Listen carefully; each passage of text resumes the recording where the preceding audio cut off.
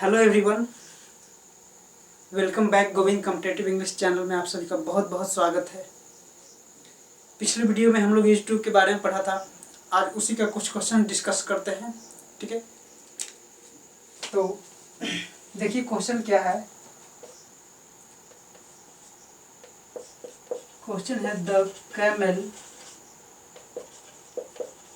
Is used to leave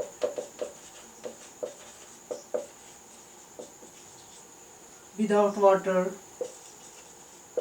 for a long time। और एक और क्वेश्चन लिख देते हैं। The knife is used to cut the vegetables। ये मेरा दो क्वेश्चन है। कल हम लोग मतलब पिछले वीडियो में हम लोग पढ़े थे ईज 2 के बारे में। ईज 2 कभी भी किसी भी सेंटेंस में रहेगा तो हम लोग को दिमाग में तीन चीज आना चाहिए कि ईज 2 एक मोडाल्स के जैसा यूज होता है। किसी भी सेंटेंस में क्या रहेगा? मोडाल्स और एक एडजेक्टिव।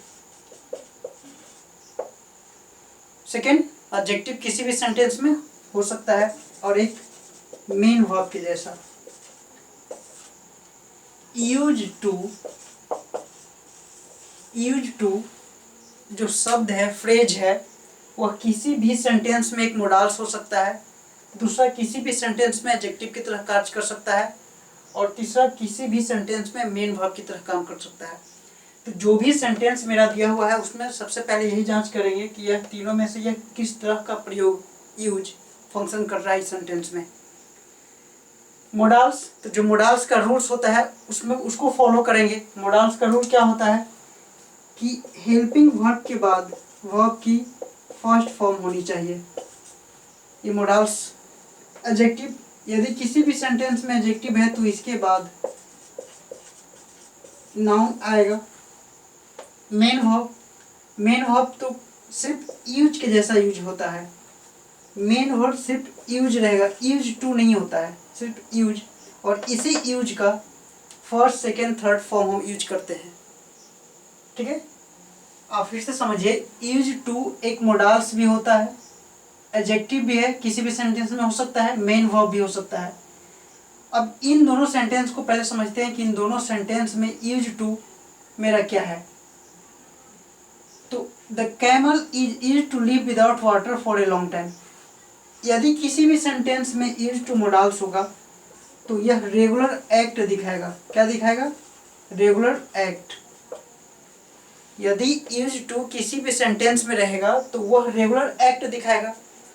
एडजेक्टिव की बात करें तो किसी भी सेंटेंस में यदि यूज टू एडजेक्टिव बनेगा तो वह मेरा पास्ट हैबिट दर्शाएगा। और मेन वर्ब के रूप में रहेगा तो उसे हम बोल सकते हैं प्रयोग करना या यूज करना। यूज करना कई सेंस में रहेगा जब मेन वर्ब के रूप में रहेगा। तो ये तीनों में से मीनिंग भी क्या देगा कि रेगुलर एक्ट।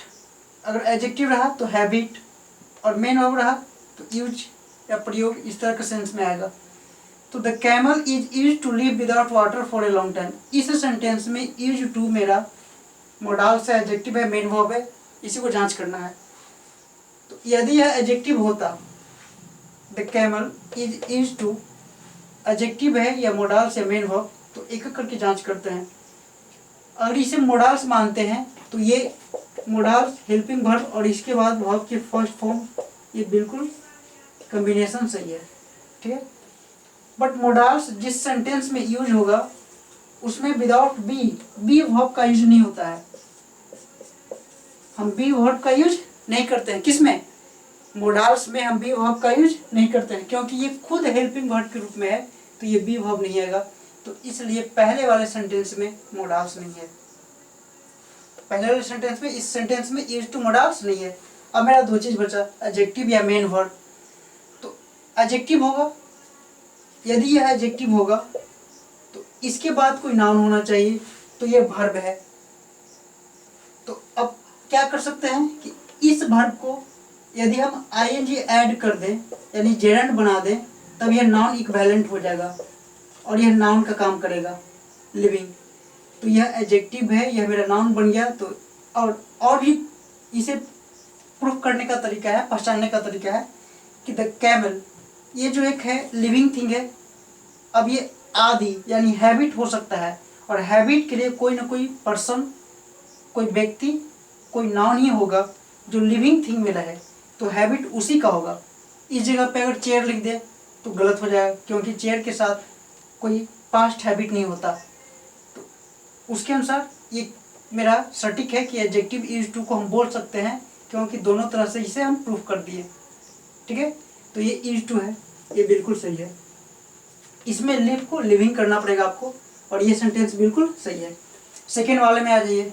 सेकेंड वाले में the knife is used to cut the vegetables, to cut the vegetables. इस सेंटेंस में यह नाइफ मेरा क्या है, सब्जेक्ट है। इज बी वर्ब, सिर्फ रेगुलर और मोडाल्स, जो मोडाल्स इज टू का प्रयोग हम मोडाल्स के रूप में करते हैं, उसमें बी वर्ब नहीं होता है।